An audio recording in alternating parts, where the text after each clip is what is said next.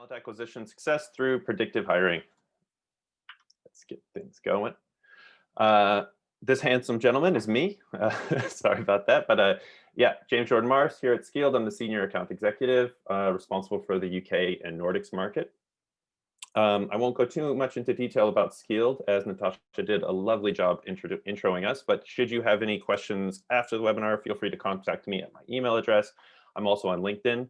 Happy to sit down and have a chat or share some insights with it, or whatever you may need topics on or interested.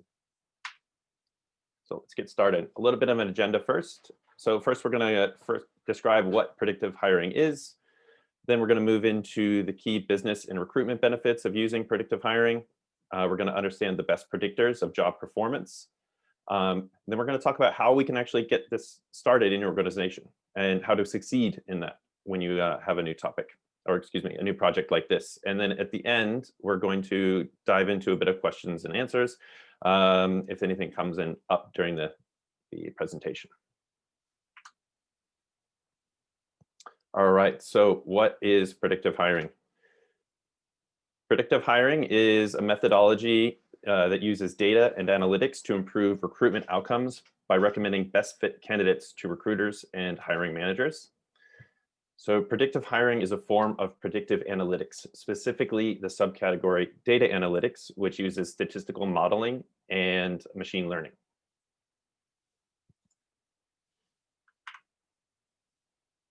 So predictive analytics are all around us in our daily lives, but you might actually not be aware of it. For instance, Facebook and LinkedIn suggest people to connect with. Netflix is constantly suggesting to me that I watch Gilmore Girls. I don't know why, but it is. Or the weather person is making a prediction for tomorrow's forecast. So these examples are all pulling from historical data to create a scenario that is most likely to occur using artificial intelligence and predictive models and algorithms. Just to give you a few more examples, organizations can use predictive analytics for a variety of use cases. So in healthcare, providers can determine which patients are at risk for developing certain conditions, maybe asthma or diabetes. Manufacturing, they can anticipate which machines will likely need repairs, so they can take more of a proactive approach instead of a reactive approach, and keep the continuity of service. Marketing firms use our data that they've collected from your interactions with their website and predict how likely you are to make a purchase in the future. So before we go on, I'd like to take a pause here and run a quick poll of my own to see how well-versed our audience is on the subject of predictive analytics. Okay, is this the, yeah. Yes. Perfect. Should be up on your screens now. So are you an expert? Are you a data scientist fully versed inside and out writing thesis papers on the subject? Or are you a novice and you're here to learn, or are you anything in between? Where does everybody, I was curious as to where everybody stands. I'll give it 20 or 30 seconds or so, and then I'll share the results with you.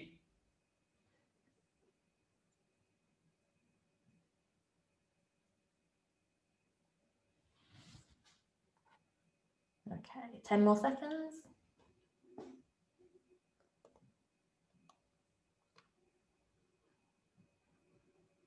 We need to get some music for the background, don't we, for these polls? Yeah, that'd be good. But something nice and like some smooth jazz or something. Yeah, I'll see what I can do for the next one. Asha, thank you for letting us know you're the novice on that one. So end polling, and you should be able to see the results there as well. All right, good stuff. Then hopefully we've got some good information for those of you that are advanced, and we can maybe get some insights on things you might not know. And for those who are here to learn as much as they can, let's do it. Let's move on to the next slides and get the show on the road. All right.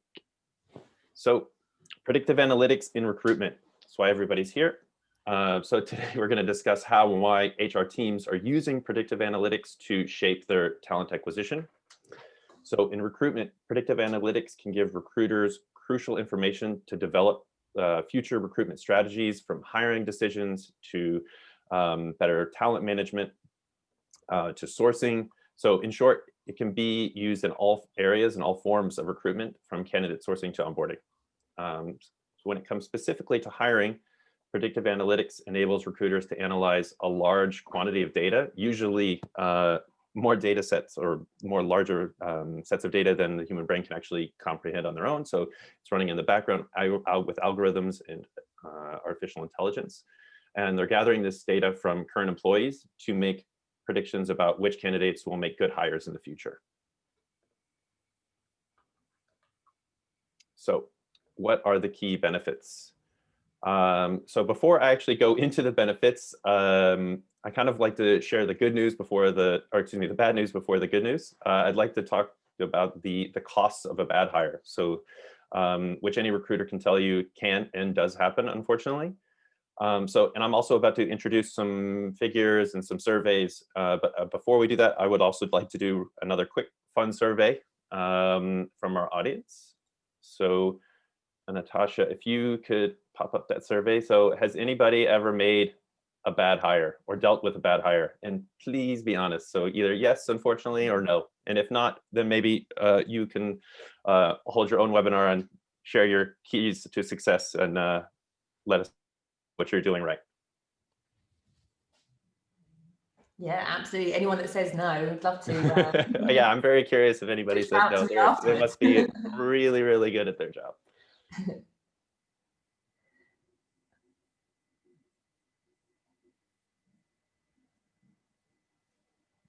If you can't find the poll, it should just pop up on your screen. So if you're using perhaps a different software, or if it's in the browser, sometimes it doesn't work. So yeah, apologies for that, but thank you for mentioning it in the chat function on that side. But I'll end the, no problem on that side. I'll end the poll now, and you should be able to see the results. All right, 95%. So there is still a small portion of people who haven't made a bad hire. That's good. Congratulations.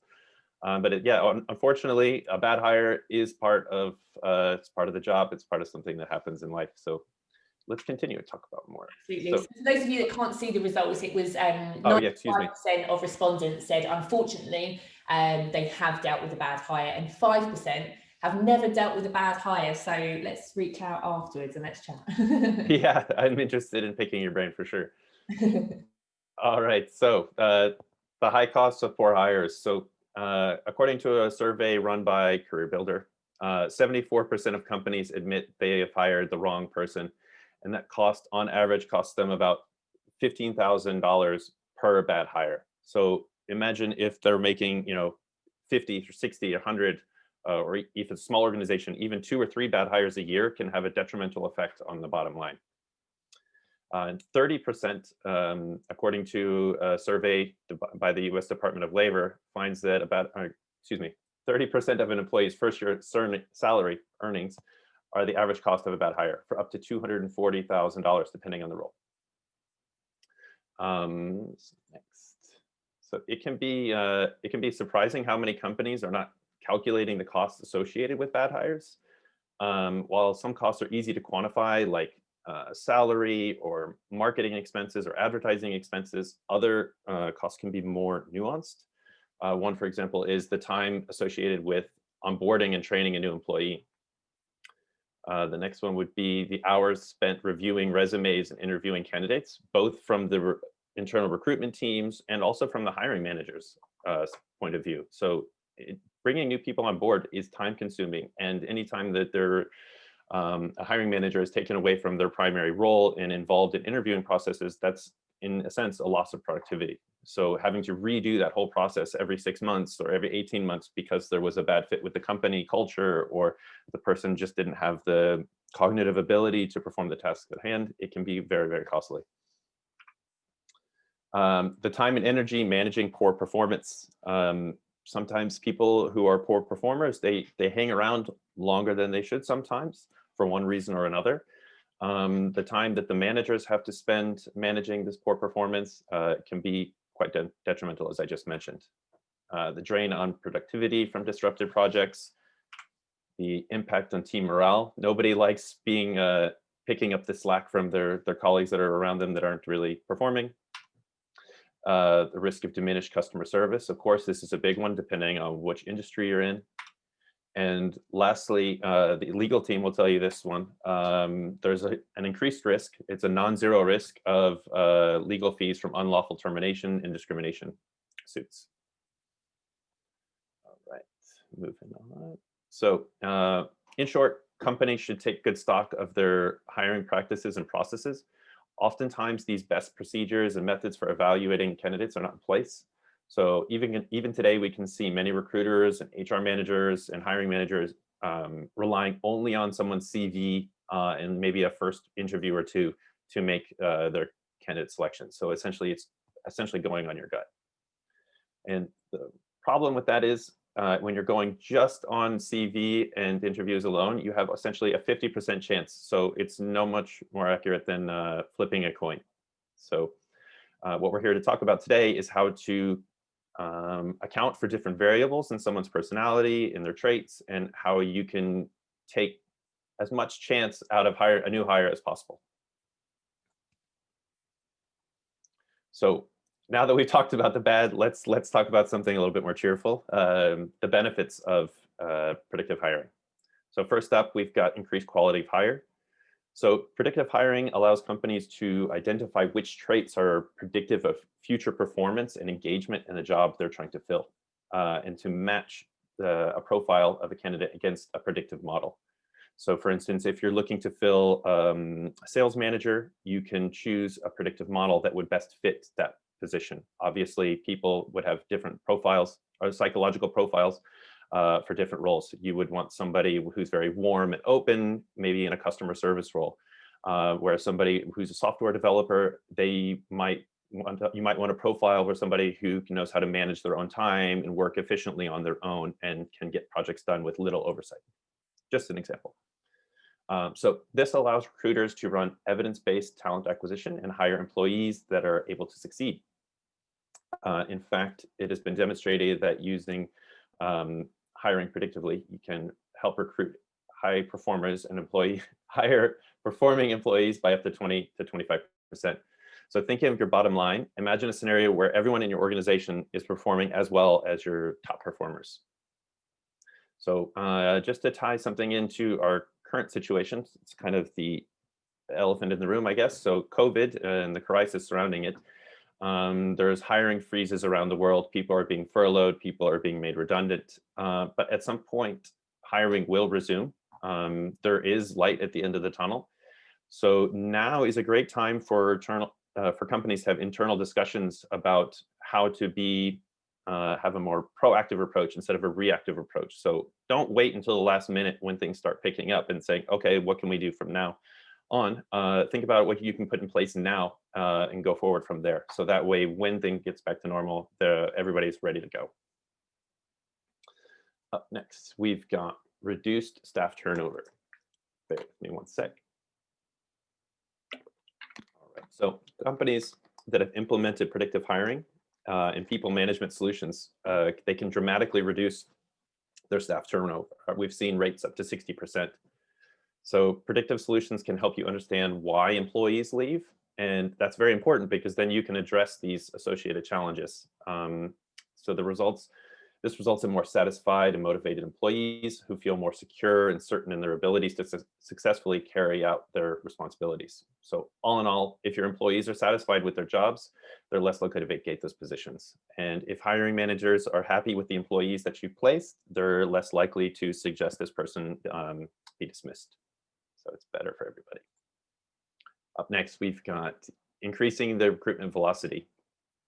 So in the battle for top talent, I think I've seen figures where somebody with a very high profile, they stay on the market for around 10 days or 2 weeks before being hired for another position. So being able to move people through your recruitment pipeline as efficiently and as quick as possible is important. It shouldn't be the only criteria that you're looking at, but it is something to always have in your mind on the back end. So according to Ideal HR, actually, the use of predictive analytics in your recruitment process can save recruiters up to 23 hours of manual labor a week, specifically the time it takes to shortlist and pre-screen candidates.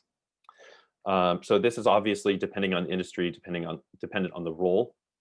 If it's a high volume of roles, or even now, I was surprised by the survey actually, because what I've actually heard from a lot of clients recently is that they're seeing unprecedented application volumes. So they are seeing going from a few hundred jobs to job applicants, excuse me, to a few thousand. So now the poor recruiters are tasked with sorting through thousands and thousands of CVs on a monthly basis. So if you can save that much time per week, it actually frees up the recruiters to have more interviews. So if they're spending less time sifting through PDF versions of people's CVs and looking at criteria and where they went to school, it leaves the recruiters, as I said, and the hiring manager to do more interviews with candidates without actually needing to screen more CVs themselves.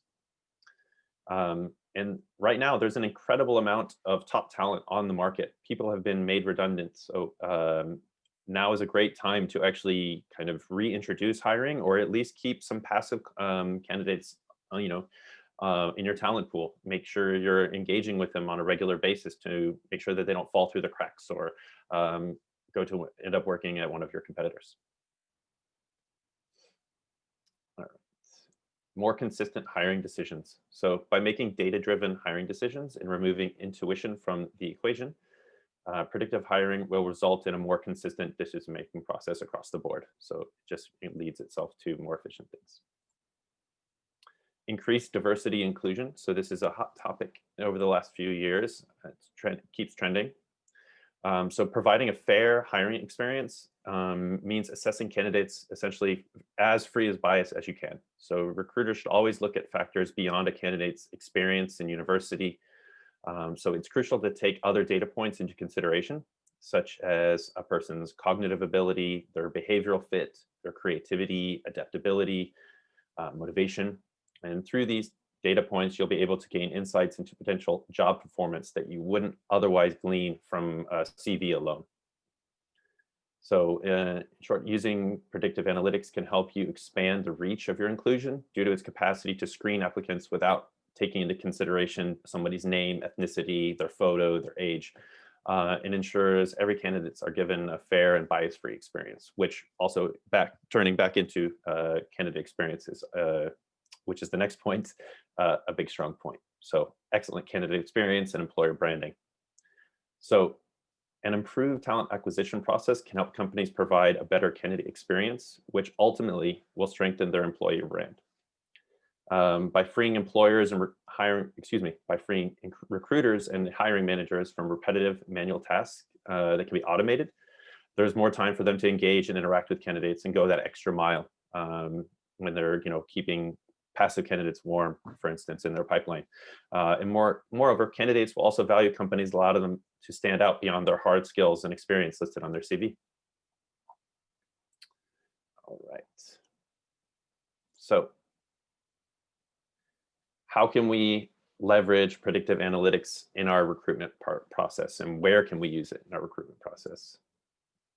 So let's start at the top of the funnel. Let's start with sourcing the right talent. So your company has just opened a new position to fill, and your search begins for top talent.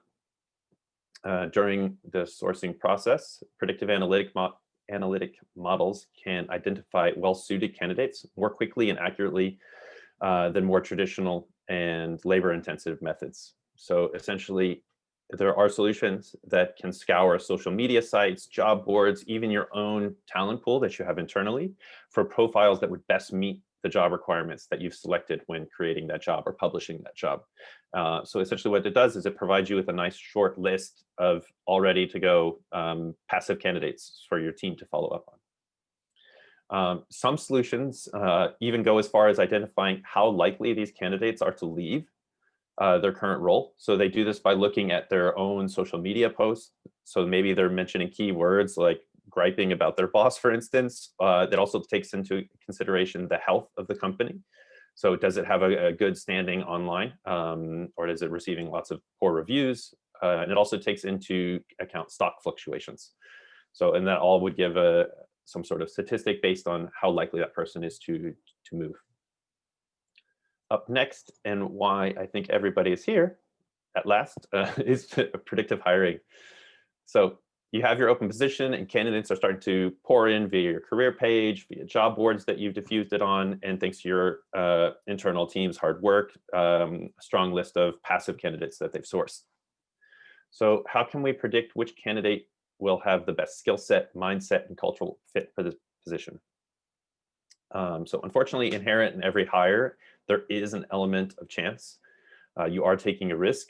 So whether you're a hiring manager or recruiter or head of HR, your task is to predict or eliminate as much chance as possible when you're selecting a candidate and to determine how likely that person will succeed and perform well. So how do we do that? We need to start looking at soft skills.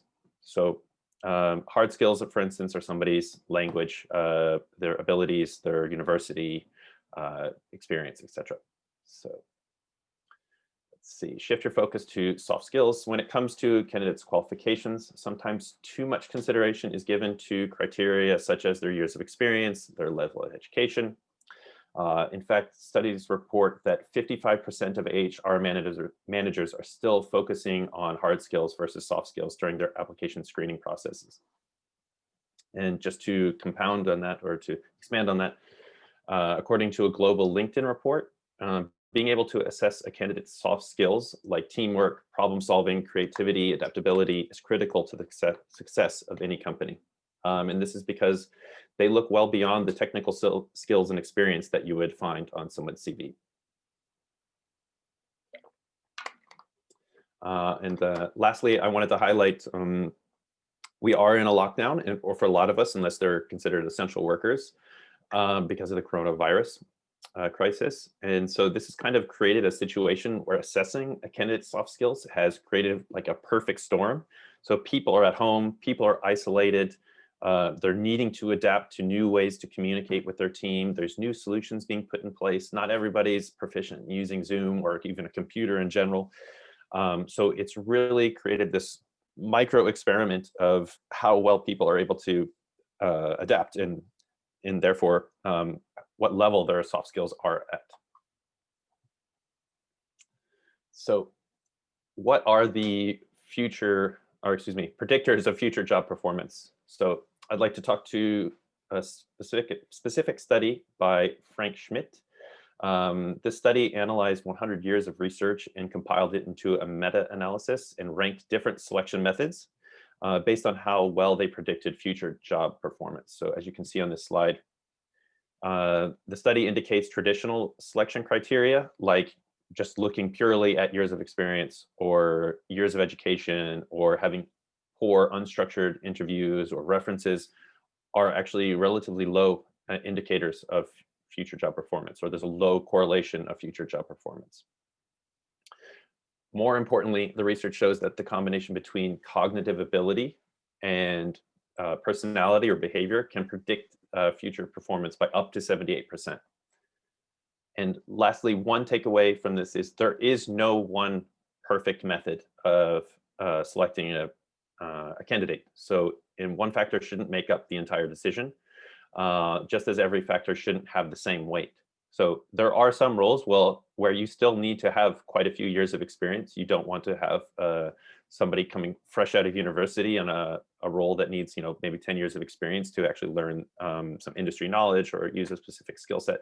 So depending on which of these needs to be weighted, that's something for your team to decide internally. But these are some methods that you can employ. So how can you practically measure a candidate's soft skills? There's a few easy ways. During your candidate screening process, you could consider implementing pre-employment assessments. You can conduct skill-based interviews rather than just asking questions. So you can give them some sample work. Of course, these are also dependent on the role, but maybe for sales roles, for example, you can have role play exercises. So there are a bunch of different ways. I've even heard of companies inviting candidates to come into work and work on some sort of like trial project with their team, so they can the team can also assess how well they would work well with them. So how well that, again, going back to cultural fit. So there are some different ways to assess a candidate's soft skills beyond just a standard interview and somebody's CV. And lastly, prevent employee turnover. If you've got good employees, keep them as best you can. Of course, this prevent the need for requisitioning a new role as much as possible, or filling a vacant role as much as possible. So I know this webinar's topic is about predictive hiring, but as I mentioned earlier, the cost of a bad hire is high. The cost of a top performer leaving your organization can be even more devastating. According to studies done by the Work Institute, up to 78% of the reasons employees leave could have been prevented. So putting those best practices in place to ensure that people are satisfied with the role. So this can be employee engagement surveys. It can be regular check-ins with HR, just to make sure that everybody's feeling satisfied and feeling that they're being treated appropriately, that they're compensated appropriately. It's really important for companies to take good stock of this. Also, tying this into predictive analytics, collecting these surveys and then analyzing them can actually identify which employees are at risk of resigning or retiring, and even go as far as predicting, in some point, the financial impact that it will have for their organization. So there was actually a few questions on how can I predict my recruitment pipeline. So this ties into that. So knowing which roles are going to need to be have a candidate replacing a current employee is a great way to start. And also looking at which kind of roles you might want to requisition in the future is a great way to start, and a good starting point. Next. So how can I practically get this started, implemented, or how can I get started? So first thing you need to do is define what you want to improve, and more importantly is get buy-in. A lot of times HR departments are seen as a cost center. So any solution that they need to bring in place, this is going to be a cost. People cost money, hiring people costs money, employing people costs money. So it's really important to involve other parties. So to make sure you get that buy-in. So the crucial first step, first of all, is to define what success looks like to you. So in implementing predictive hiring isn't any different.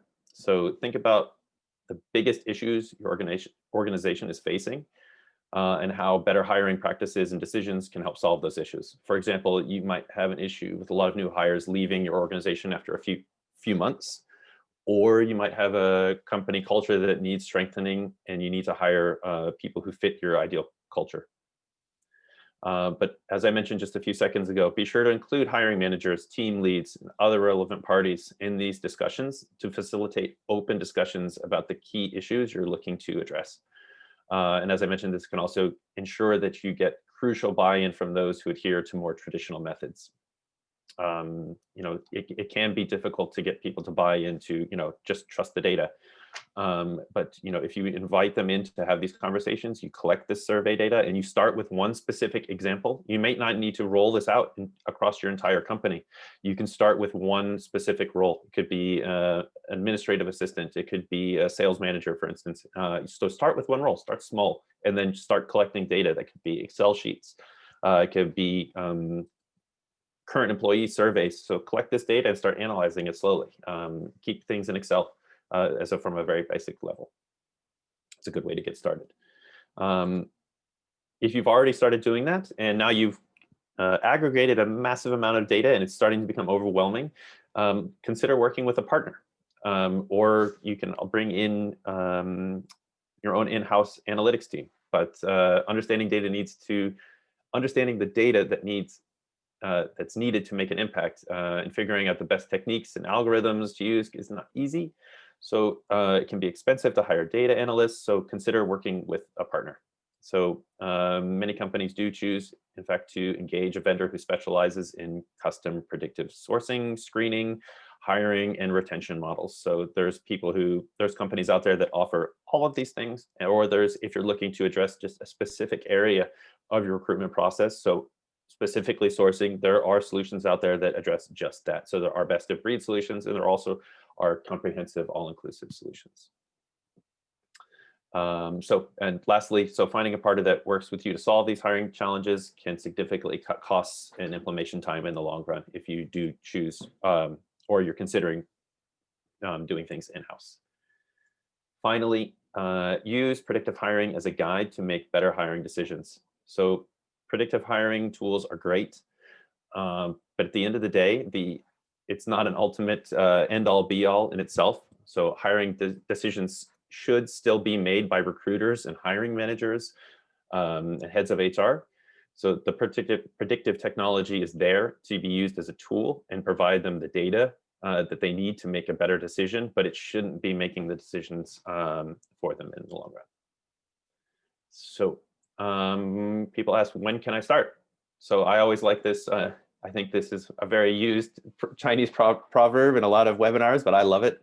So the best time to plant a tree was 20 years ago. Second best time is now. So get started now. So predictive hiring lets you focus on what's truly important: performance, ability, team skills, untapped potential, and job satisfaction. So it allows you to place the right people in the right jobs and build diverse teams of remarkable people who are happy and confident at work. So in short, predictive hiring it's a win-win for everybody involved. And that's it. That's all I've got for you for now. Maybe Natasha, you can come back in and join me, and we can open up the chat for some Q&A. Absolutely. Yeah, thank you, Jordan. Really, really interesting stuff as well. And I know predictive hiring can be quite hard for some people to get their heads around a little bit when it is so sort of data heavy and data focused. But I think that was explained very well in layman terms that even I was able to understand it. Which well, I'm a layman myself, so there you go. That part comes naturally. Absolutely, absolutely. So people, feel free to pop any questions that you do have in the chat or the Q&A function. I know that was a lot of listening you needed to listen in before asking any questions. Taz has raised their hand, so I don't know if you did have a question that you wanted to ask Taz, or feel free to pop it in the chat, or we can invite you up. Just let me know. But a question that I've got for you, Jordan, is sure, because it is so data heavy essentially, and you have to understand what is going on currently, you have to assess what the current sort of process is. How at the moment a lot of teams are very short on time and resources on that side. How much time is really needed to get those sort of data points together? It depends. If you already have a data set, it can be quite simple for implementing. So you could work with a provider, or if your team already has a data scientist, I'm sure that they can crunch the numbers themselves. But in terms of starting to collect data, it's kind of like I said, like planting a tree, going back to that proverb, like planting a tree. If you do need to start collecting large amounts of data, it's not going to happen overnight. You will need to see, just to go back to sourcing or to talent acquisition. So what source, for instance, just to give you an example, so what sources are performing better for me? Am I getting my top candidates from monster.com or Indeed or LinkedIn? Just keeping an Excel sheet of that and assessing it at the end of the month or after that position was filled. So maybe, as I mentioned, you can start with one example. So for a sales manager, for example, I have then an Excel sheet. I can see that I had 20 applicants come from Monster and only one of them was good. Whereas I had 5 applicants coming from our LinkedIn ads and 4 of them were, for top contention. So I can shift my internal strategies and my internal advertising budget towards that. So that's just a small example of how you can implement something, but it does take time to collect all those data points. Yeah, absolutely. So you mentioned sort of sources there, and the question that Taz asked, if for anyone that can't see, is can you give a concrete example about the kinds of data points we can collect to then use to make a predictive hire, please? So have you got a sort of top 3 sort of data points that you think might be beneficial for people to? In which aspect of recruiting? So are you looking for sourcing specific? I think more generally. Just general.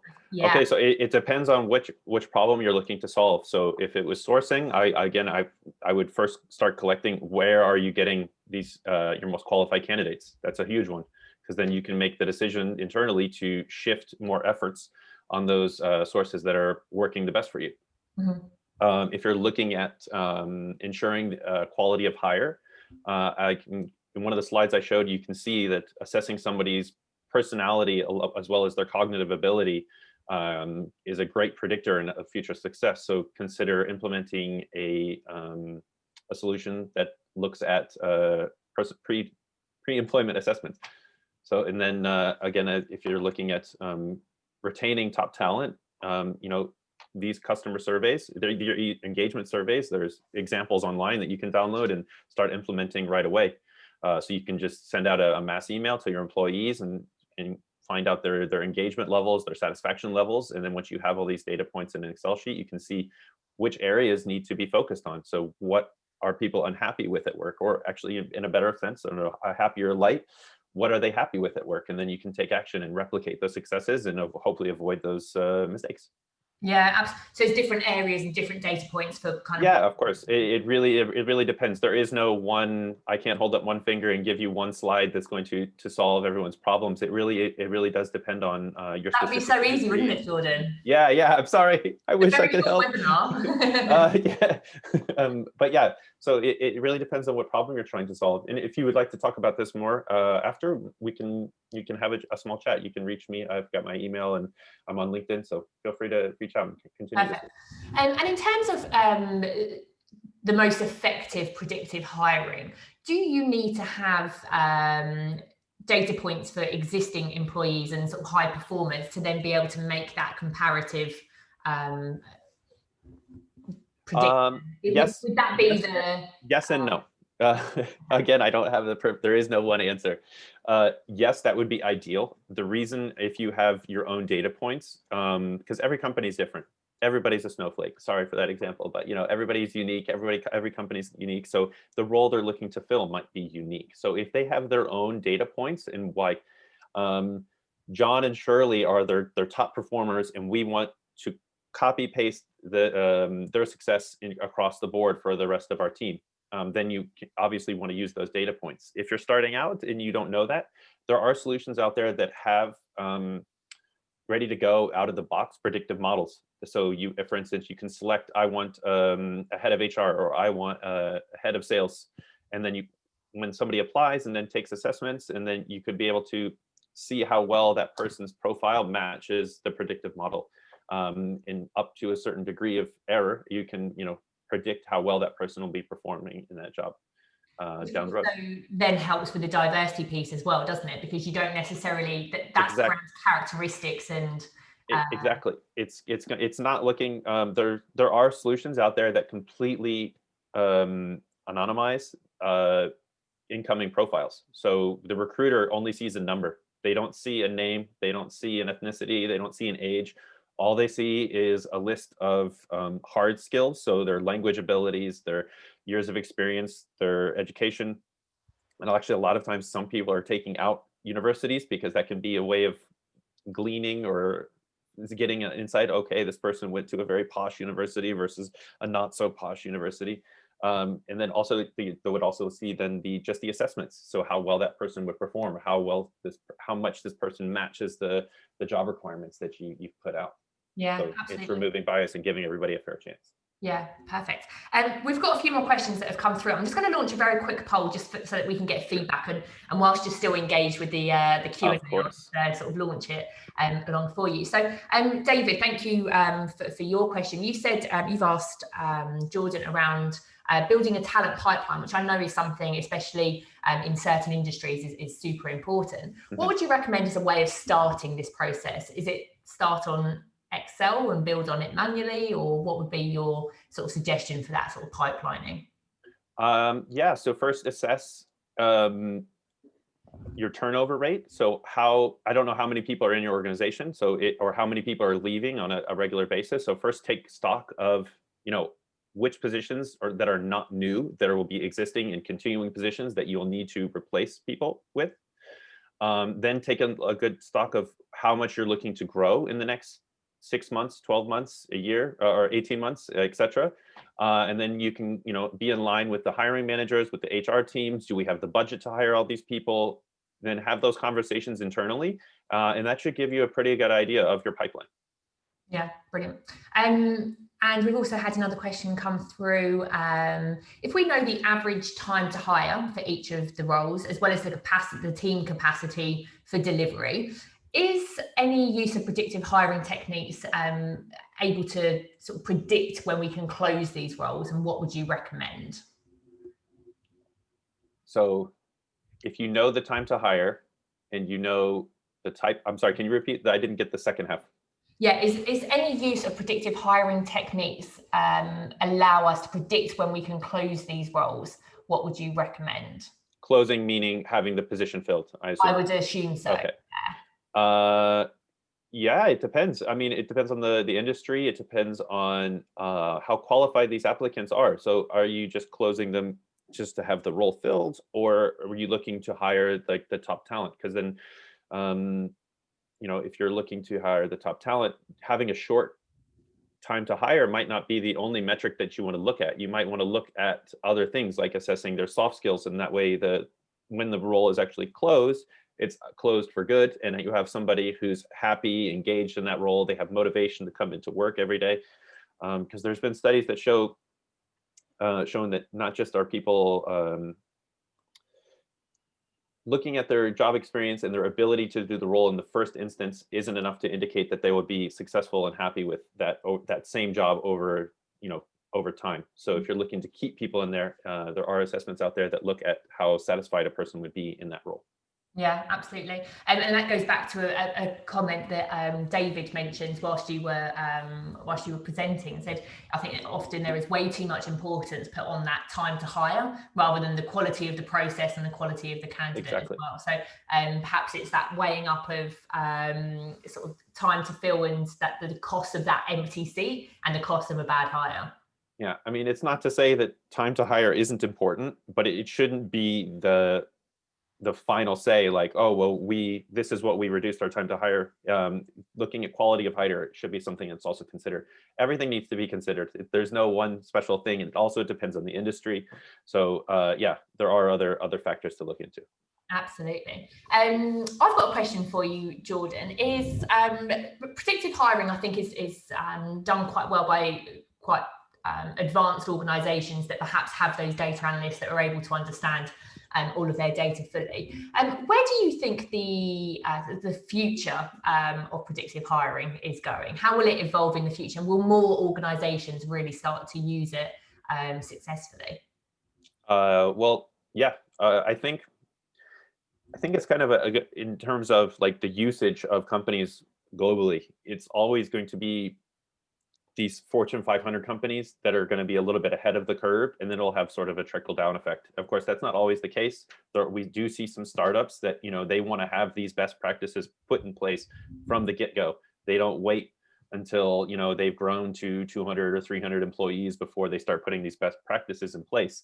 They want to hire top performing employees from the beginning, because I read a study, it's escaping me right now, I can't quote the source, but hiring top performers they're sometimes 800 times more efficient or productive than, or excuse me, 800%, excuse me, not 8 times. It's 8 times 800%. There we go. Excuse me. I'll get there eventually. Stay in your seat. Essentially, bottom line, hiring top performers can increase the efficiency and the performance of employees. So making sure that person is the right person, yeah, not only for themselves, but also for the company is important. Back to your question. So what will the future look like? Right now, I think that it's endless. How essentially analyzing data can be used in any way you want. But I think we're going to look at job advertising and pre-selection to onboarding and like funnel optimization. So it can start analyzing which kind of job advertisements and the way the job requirements and advertisements are worded to attract more top talent. Yeah, I think that's going to be the future. Mm-hmm. But it can be used in virtually every aspect of predictive analytics, and talent acquisition. Yeah. But I also think we're going to see more and more. It's already happening, but I think it'll become more of a focus is focusing on candidate experience and employer branding. And by candidate experience, I don't necessarily mean how fast can somebody apply. Like we have a one-click apply that you scan a fingerprint and you're done, and your DNA is tested and you're enrolled and you've already taken a test and you're applied. I'm talking about how is that experience for the people? Do they feel like they were handled with care? For instance, I've applied to jobs before and never heard back from people. And if you're in this position where you really need money and you're one job or a job interview means a lot to you, and hearing back, it hurts. It hurts a person's ego and it hurts their feelings, and they need to have that assurance from the company that, hey, we did receive your interview, or excuse me, your application. That feels good. So that alone is a big step. Yeah. But anyway, I'm going on a diatribe, but we've done actually seen some experiences where candidates are willing to spend up to 30 minutes of their time in the application process, if that means that in that exchange they would absorb some sort of valuable information about the company, about and if it was related to their talents that they have.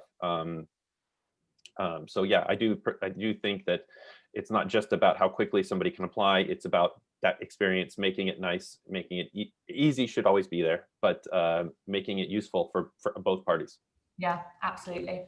And I have got one final question before we wrap things up. Sure.